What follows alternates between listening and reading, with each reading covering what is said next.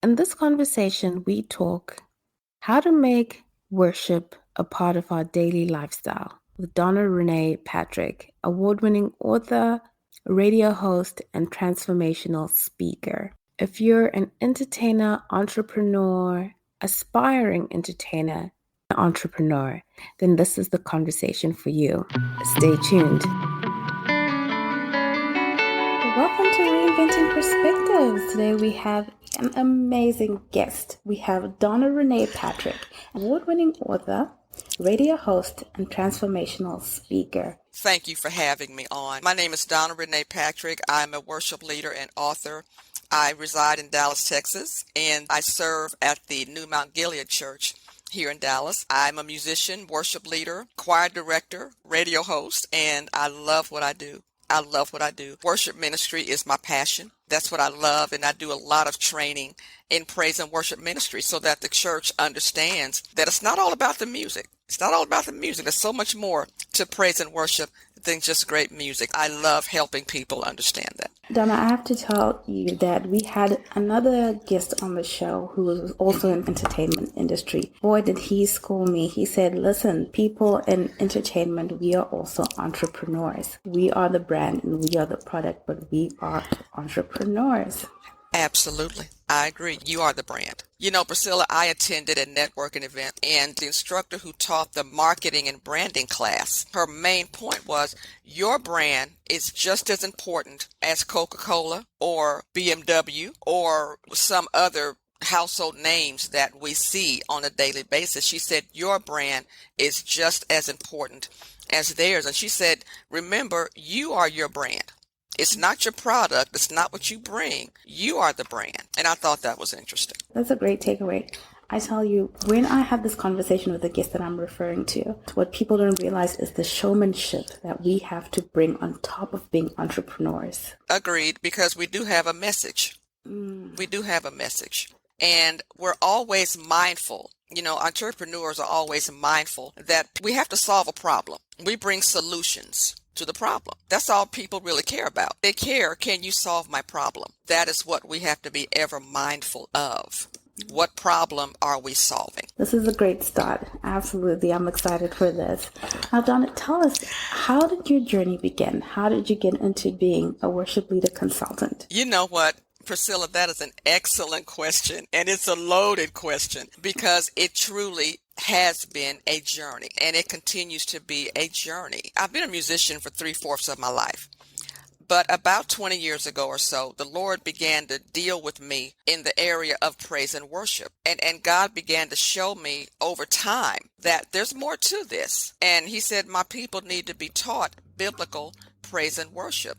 And it's not that everybody was off the grid. It's not that at all.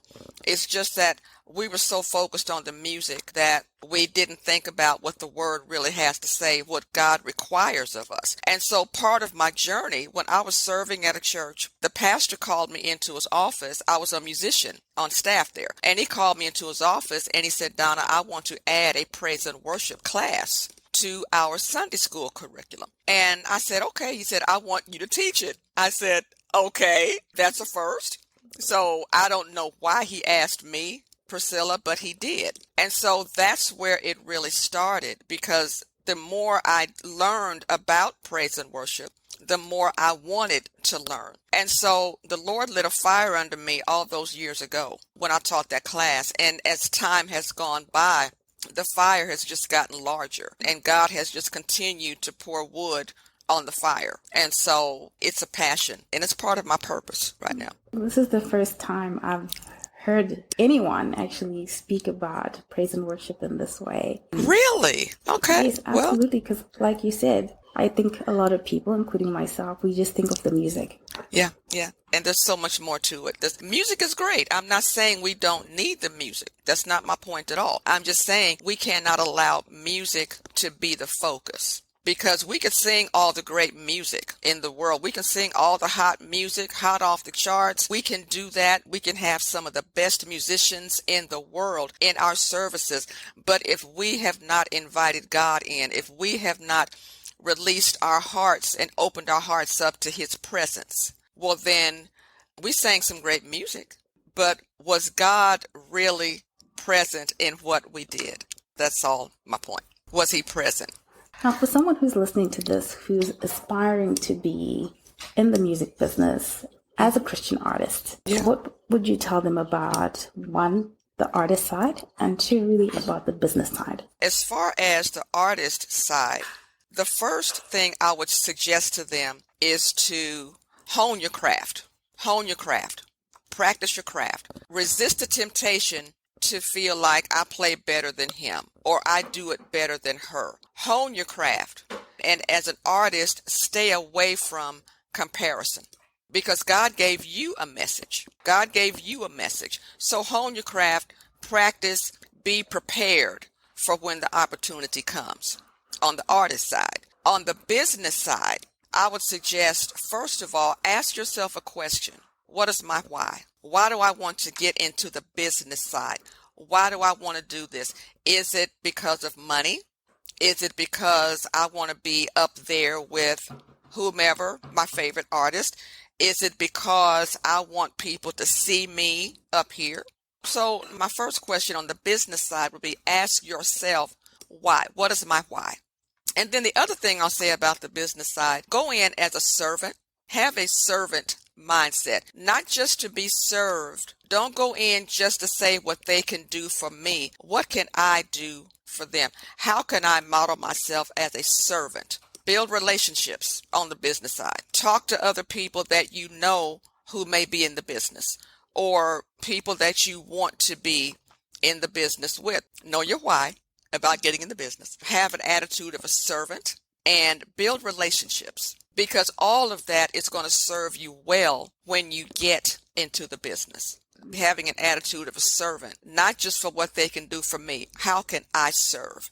That's what Jesus came to do. Jesus said, I came not to be served, but to serve. You find that even though we think it's different, it's actually not different from anything else that any entrepreneur is doing. I agree. Having a servant's heart, if you are a Christian entrepreneur, you will win every single time because people can feel the intention behind something. Oh, absolutely. Absolutely. People know when we're real and when we're not. As a servant, what can I do to help you? Now, Donna, I know a lot of people think it. So I said, since I have you, I'm going to ask you because a lot of times there are boxes and in the music industry. And if you want to be an entrepreneur in that space, it's like you're either circular, right? All the way circular, or you're either all the way Christian. And if you're on either sides, people don't want to see you or they feel a certain way about you being Christian and trying to sing circular music at the same time or the other way around. Yes. And I thought, since I got someone in the biz, I got to ask, what's your take on that? It's a very interesting and relevant question too, Priscilla, because we face it all the time. Now, for me, I grew up in the church, and so gospel music has pretty much been my niche. That's pretty much been my niche. I have played on the secular side before, but it didn't stick. It didn't stick. It's just not where I was comfortable. But there are some artists who do both. And so, again, it may beg the question, which am I? It may beg the question between secular and gospel, who am I? And if you're playing both, Priscilla, my heart is eventually you're going to have to choose. Eventually, in your own heart and mind, you're going to have to choose. Which side do I want to play on? It happens. I have gospel music friends who also play on the secular side. Now, what I believe about giftings, Priscilla, is that God gave us a gift. If God presented you that gift of music, whether playing or writing, singing, whatever the case may be, use that gift to glorify Him, whether it be on the gospel or the secular side. Recognize where the gift came from, is what I'm saying to you. And I don't condemn anybody for utilizing their gift on the secular side. I don't. That's between them and God. Whitney Houston didn't make her money in gospel music, but she came from the church. She made her money on the secular side, but we all know where Whitney came from. She came from the church, and so did Aretha Franklin. Aretha made her money on the secular side, but her roots were in the church. I believe music, whether it be singing or playing or songwriting, Whatever your niche might be in that area, God gave you that gift. So whether you go secular, whether you go gospel, recognize where the gift came from. And whichever side you function on, recognize, use that gift from Him for His glory. Thank you for that answer, because a lot of the reasons that people don't take action is because of being afraid of the opinions of others and how you may look and all that kind of stuff. So it's great to have someone kind of say to you, at the end of the day, recognize the giver of the gift and to His glory wherever, however, in the marketplace or wherever. You have to know your purpose, Priscilla. That goes in the equation as well. You have to know your purpose. And I'm glad that you mentioned many of us, we don't take action because we're worried about what people are going to say. What are they going to think of me? Your purpose is yours and yours alone. And the people who are talking, the people who are chattering, well, maybe they don't know their purpose. So they'd rather talk about you than learn what their own purpose is and walk in that. So I just want to encourage somebody, if you're concerned about what people are going to think, don't be. This is the gift God gave you. Walk in that to glorify Him. Let the people talk. If you know that you're exercising your gift for the glory of God, let them talk and you go ahead and go forward. I try to think of it in this way, that in your purpose is where your power lies. Absolutely. And it's no wonder that the moment you started recognizing your purpose, all these things started happening to kind of distract you, to discourage you, to make you shy, to make you afraid of taking action. Because the moment you step into that purpose, that's it. So. I completely agree. And you said something so key. There's power in your purpose. You know, Priscilla, I just did a 3-day challenge on knowing your purpose, why it's important to walk in your purpose, why you should stick with your purpose and not someone else's. So purpose is a big deal, whether music, whether artistry, business, entrepreneurship. Purpose is a big deal for all of us. For the person who says, I'm not sure what my purpose is, or I'm trying to find my purpose, like, what would you say to that person, Donna? You know, a lot of times we may be walking in our purpose already, but we never looked at it that way. You know, I heard a message from Bishop T.D. Jakes one time. He said, your purpose might be hidden in the things that bother you. I said, really?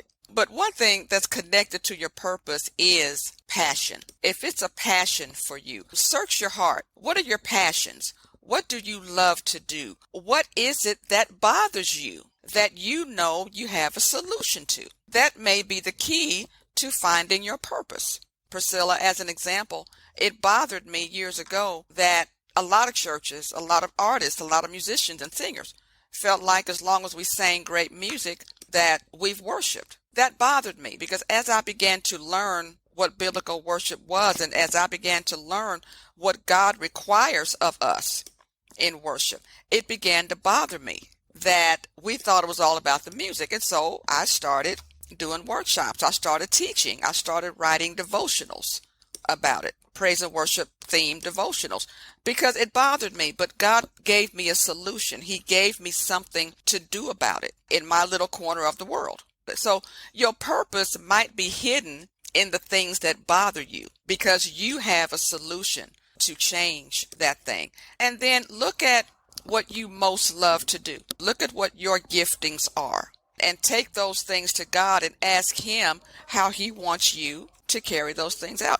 And I know it's kind of like a survey, like a spiritual gifts survey type thing. That is a clue to what your purpose might be. Thank you for sharing that. No, Priscilla, so many people go through life not knowing what their purpose really is, but nor have they sought to find out. They don't know how to find out. And so ask God, because He's the one who can tell you without a doubt what your purpose is and how He wants you to carry that out. Now, let me jump back to being a musician and wanting to be an entrepreneur in that space. Like, what mindset should one have for them to reach their potential in this field? I feel like the competition is a lot more stiff. What success means in that space is a lot more narrow. You know, you mentioned competition. Sometimes in the business, competition will tempt you to compromise your principles, compromise what you believe, compromise your relationship with the Lord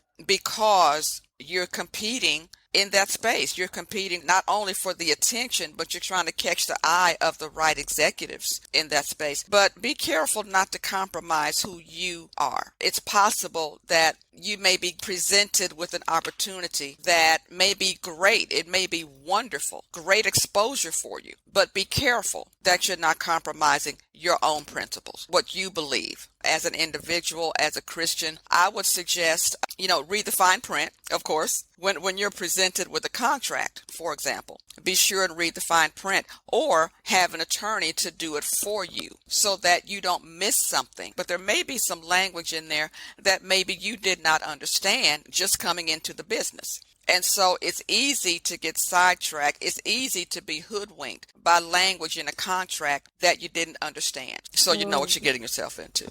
Very, very important. It's important because business is business. There's going to be some things that you learn along the way, of course, but you want to arm yourself as well as possible. Surround yourself with people who love you, who care about you, and who want you to succeed, and they're pushing you. Surround yourself with people you trust who are pushing you forward, and they want you to do well. For me on this show, I always push 3 things. I always say the faith, the mindset. Without mindset, you can't make it, and you need to sharpen the business acumen. For entrepreneurs, I'm like, you need to really, really sharpen the business acumen, because the higher you go, the more that's going to be the difference between, like you said, you sign a contract that you don't know what it means. You compromise yourself and you don't even know that you've compromised yourself in some way. Absolutely. And it can happen. Yes, you want to succeed. Yes, you've chosen something great to do, but be careful. Be careful, be mindful, be watchful, and pray before you go in. If you have a meeting, for example, with an executive, if you have a meeting with a songwriter, pray before you go and ask God for discernment. Ask him for the wisdom so that you know what's being said, you know which direction you need to head, and then you recognize when something just doesn't sound right. When you have the wisdom and the discernment, you'll recognize when something just doesn't sound quite right, and you can make the necessary adjustments. Now, Donna, tell us, what is next level worship? Next level worship is knowing what God requires of us. I can say it best this way. There's a passage of scripture, Priscilla, Isaiah 29. I hope you're enjoying this conversation. Please leave us a review in your favorite podcast app. Let me know what kind of guests you'd like me to bring on and what exactly it is that you'd like to know that will help you on your journey as an entrepreneur. We're here to serve you. Thank you again for listening, and please, let's jump right back into our conversation. Stay with us.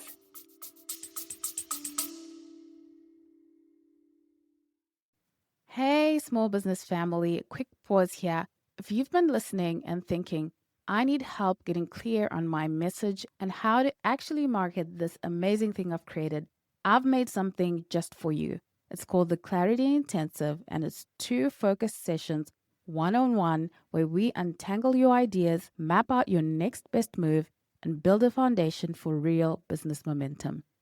If you're done thinking what's the right thing to do, and you're ready for a customized strategy that fits you, this is for you. You'll find the link in the show notes, or you can visit the website www.reinventingperspectives.com/shop, and you'll see our Clarity Intensive 1-to-1 marketing coaching. Let's get back to the show.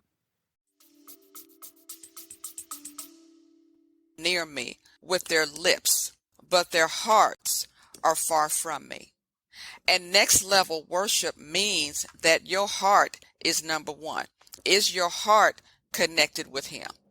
Next level worship means I'm not just raising my hands because the worship leader said so. I'm raising them out of surrender to my God. That's what next level worship involves. We know that God is the focus, not the music. We know God is the focus. His presence is the focus. And we understand that if my heart's not involved, then I'm really not connecting with him. In a nutshell, that's what next level worship looks like.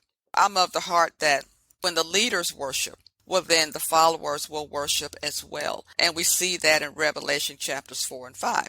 When the pastors and the executive pastors, the Christian education leaders, when they develop as worshipers, then those of us who follow them, we will worship as well, because the leaders are setting the example for what worship really is. So that's what next level worship looks like. Donna, tell us, who influenced you in your life? You know what? I have to start with my mom. My mother raised us to love the Lord. She had a relationship with the Lord herself. And so she raised my sisters and I to have a relationship with him. So my mother was a big influence on my life. There were other people, family members, other people in my church, deacons and other sisters, older mothers of the church who influenced me. There have been artists who influenced my life and my ministry. James Cleveland, of course. Joe Pace. There's so many different artists who poured into me, and there have been churches along the way, relationships I've made with singers, different conventions I've been to, who've poured into me to help me be the worship leader that I am. A big influence on me has been the International Worship Institute. They convened in Dallas for probably at least 15, 16 years, and they changed my ministry. They changed my ministry because they modeled what real worship looks like. I took all that in, and so I stand on a lot of shoulders, Priscilla. I do what I do today because of my mom. You've written 2 award-winning devotionals, Donna. Amazing. Congratulations on that. Thank you. Walk us through the process, writing an award-winning devotional. What's your process? First of all, in 2012, I had never done it before, never written a book before. So it was a completely new experience for me. And I'll tell you a little bit of the backstory, how I got there, Priscilla. I began around 2008 or 9, somewhere back there. I began sending out devotionals every Friday. And they were devotionals based on praise and worship. And a lot of my experiences were in there and things I've lived through. And as a worship leader, as an employee, all of that. So I was sending out these devotionals, and I did that for maybe a year or so. And the church I was serving in at the time, he said, why don't you put all those into a book? I said, oh, I never thought about it. I heard him, but I really didn't act on it. Well, I keep on writing. God keeps giving me these devotionals to send out via email every Friday. I would come home from work on Thursday, and Thursday night, I would go in my office and I'd crank out these devotionals and send them out on Friday. Well, I thought about what my pastor said, and some time passed. About a year went by before I really acted on his advice. Well, I did. I already had the material. All I had to do was organize it in some fashion. And so I went looking for publishers, traditional and self-publishers, and I decided to self-publish. I found a company that assists people who want to self-publish. I went with them. I put the manuscript together. I took all those devotionals and put them in chapters. I sent off the manuscript, and in about 8 or 9 weeks, we had a book with my name on it. I said, oh my goodness, I'm an author. When I first went on Amazon and I searched my name and it popped up with my book, I said, oh, God, look, Lord, look what you've done. It was pretty amazing to see my name in the author space. I would share anybody who was wanting to write a book. And Priscilla, you've been down that road already. Be careful choosing your publisher, because you want someone who really gets your message. They get it, and they won't water it down. Because at the end of the day, it's your book, it's your message. You know the message you're trying to get out to the world. And with the wrong publisher, they might water down your message, and your book won't be the caliber that you want it to be. Your message won't get out there the way you want it to get out there. Do your research, go with the right publisher, because the right publisher is going to grab hold to your message. They're going to get it. And now they'll help you hone it. They'll help you sharpen it, but they won't water it down. Hold on to your message. You have a message for the world. You touched on 2 really, really key things there. I mean, first of all, just the fact that when you get an idea, to just act on it. You don't know where it's going to lead to. I had no idea. You're waiting to become an author, but you haven't even written anything to anybody. And the opportunities will come if you keep faithfully moving with whatever it is that you feel that you've been led to do. So thank you for sharing that. The other thing is also about watering down messages. I have to tell you, when I started writing, and I was just writing blogs, and I was guest writing on other people's blogs. And it did come down to that, where sometimes I would write something and it would be edited to the point where it doesn't even sound like something that I wrote. You don't want that, because your message is your message. and you know how you want to get it out there. So yeah, I understand. And I'm glad that you recognize that, because it can happen. But sometimes people say they want Christian writers, but they want you to kind of be, like you said, a little bit watered down when they're putting out the content to their readers. Absolutely. If you're a Christian artist, if you're a Christian author, stick with your principles. Stick with God. God gave you the idea in the first place. That's where it came from. So don't compromise your faith. Stick with what God gave you and stick with what you know pleases Him in that author space. Now, since we are talking praise and worship, what are your favorite praise and worship songs that you just love? Oh, girl. I love Holy is the Lord by Chris Tomlin. Martha Menezes' Shout. Shout with a voice of triumph. Takes me in every time. I love Heart of Worship by Matt Redman. I love I Lift Up My Hands by Israel Houghton. How Great is Our God. Love it. Takes me in every time. I just love it. I have so many songs that really lift him up. That's a few of them. I love Alive and Breathing by Matt Maher. It's a bunch of them. I said it would be nice to have a sneak peek into the playlist of a worship leader. And that's a sneak peek, exactly. That's exactly what that was, because I have so many. I think this is really important. How do we make worship part of our daily life? We do that by recognizing everything, all of who we are is tied to our worship. Worship is wrapped up in everything that we are, from head to foot. When we recognize that God called all of us to worship Him, nobody's left out. Doesn't matter who you are, where you come from. When you make worship part of your daily life, you understand you are under divine mandate to worship God. And we know that from John chapter 4, 23 and 24. Jesus said God wants those who worship Him to do so in spirit and in truth. So everything that we do, Priscilla, everything that we are is tied to our worship. How we work, what kind of employees are we? What kind of bosses are we? How do we deal with our families? How do we relate to our spouses? How do we build relationship in everyday life? How do we view our respective ministries? All of those are expressions of worship. If you are a student, be it from high school on up to the postgraduate level, how you get your studies, how you prepare for your lessons, how you prepare for your exams, how you go through that semester, all of that is tied to our worship, because all of who we are, God put worship into every fiber of our being. So how we live our lives with that knowledge, knowing that everything that we are is tied to our worship, that's how we make it an everyday lifestyle. And starting your day with worship, ending your day with worship. Throughout the day, recognizing who God is and what He's done in your life, that is making worship a lifestyle. Recognizing that God is God and He is the object of our worship. He gave us our lives. He gave us our businesses. He gave us our spouses. He gave us our families. He gave us every dream, every goal, every plan that we've made for our lives. God gave it to us. God planted all of that. So everything that we are points to the worship of God, if we handle that correctly.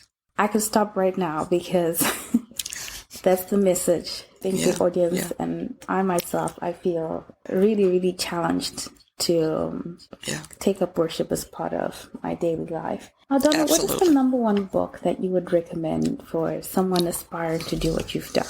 There's a book by Bob Sorge, S-O-R-G-E, called Exploring Worship. And it's really a wonderful manual for anyone who wants to grow closer to God in worship. You don't have to be a worship leader or hold a position or be in a ministry. You just want to get closer to God. Exploring Worship is a book I would definitely recommend for anyone. Another one is called Prophetic Worship, and the author is Vivien Hibbert. And Vivien gives us such a beautiful picture of what prophetic worship is.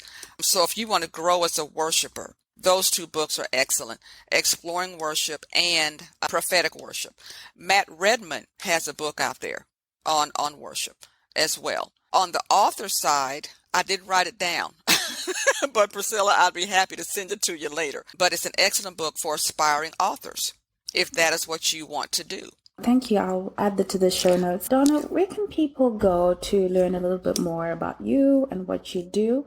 They can go to my website to www.donnarenaypatrick.com, and they can go to the store. My books are there on donnarenaypatrick.com. They can go there. I am on Facebook. My social media handles are the same across the networks.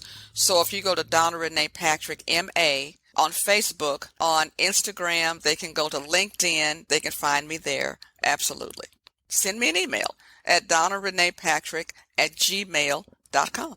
I'm so glad we had this conversation. Every entrepreneur, music or otherwise, this message that you've just shared is just true. Yeah. God is the one who gives you the business. And even, I'll say this too, even as an entrepreneur, and you want to start a business, keep the attitude of a servant. Always show up to serve. What can you do for your clients? How can you help your clients? Always show up with a servant mindset. Now, our last question is always, Donna, what has faith meant to you on your journey? The key word is journey. That's the key word. It has been a journey. It continues to be. If I didn't trust God, and I'll tell you a very personal story. I'll share something with you, Priscilla. If I didn't trust God, if I wasn't walking by faith and faith alone, I would get frustrated. I would get upset and angry, and I would be crying when I was all in my head. Rather than walking by faith in God, well, it affected my attitude. My attitude just wasn't what it ought to have been. I was unsettled. I was impatient. The patience is a whole nother matter for me. That's a whole nother show. But my faith has taught me to be patient. My faith has taught me to look at God rather than look at myself, rather than look at all of what I want to do, what my plans are. My faith has taught me to ask God, what are your plans? Lord, you know what my plans are. You know what I want. But God, what do you want? That's what faith has done for me. Faith has shifted my focus off of me and what I want to do onto what He would have me do. Faith has taught me to walk in wisdom, because I believe wisdom waits. We like to act right away. We want to act right now. We want to act now. Well, sometimes you got to use wisdom. See, faith has taught me that. Faith has taught me to wait before making a decision. Faith has taught me to be patient, stop trying to do it all myself, stop trying to fix it myself, stop trying to, get ahead of God. When I'm not walking in faith, I can get ahead of God, and that's not where I need to be. So faith has taught me to walk with God, not ahead of Him. So patience is a big deal for me. Faith has taught me to be patient, and God has put me in situations where I had to be patient, because He's taught me that moving too quickly, I'll get myself in trouble. So I've got to stay in faith and keep my eyes on Him. Thank you so much for that. A great message for all the entrepreneurs. Yeah. Stay in faith and let's win at business, guys. Thank you, Donna. Absolutely. I'm honored to have you on, and it's been a pleasure talking to you. It's been a pleasure. Likewise, Priscilla. Thank you for having me. For God more bless you, my sister. I've had a great time. And clips from various episodes, please follow us on Instagram at Reinventing Perspectives. Thank you so much for your time. We absolutely value your time, and even more, we value your feedback. Don't forget to leave us a review. Thank you so much, and see you again next week.